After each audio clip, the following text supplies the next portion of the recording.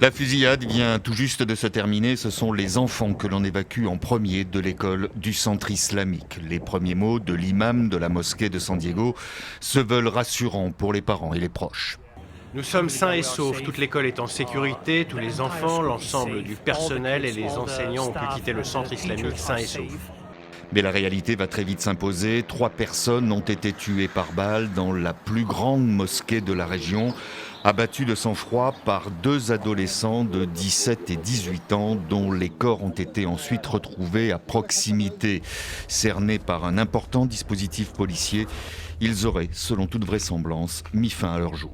C'est un événement que nous n'aurions jamais imaginé vivre. Malheureusement, l'intolérance religieuse et la haine qui sévissent dans notre pays sont sans précédent. Nous avons tous la responsabilité de promouvoir la tolérance et l'amour. L'intolérance religieuse, piste privilégiée par les enquêteurs qui tentent d'expliquer le geste des tueurs présumés. Le plus jeune d'entre eux avait été signalé dans la matinée à la police comme étant en fugue, sa mère présentant son fils comme suicidaire, avant de préciser qu'il avait disparu avec sa voiture et plusieurs armes lui appartenant. Leur motivation exacte reste encore à être établie.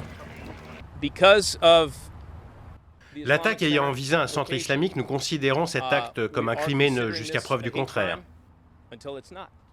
La mosquée ne faisait l'objet d'aucune menace particulière et le maire de la ville promet un renforcement des mesures de sécurité. Je tiens à assurer notre communauté musulmane que nous mettrons tout en œuvre pour qu'elle se sente en sécurité dans cette ville. L'un des 2 tireurs aurait laissé une lettre derrière lui dont la police a refusé de révéler son contenu.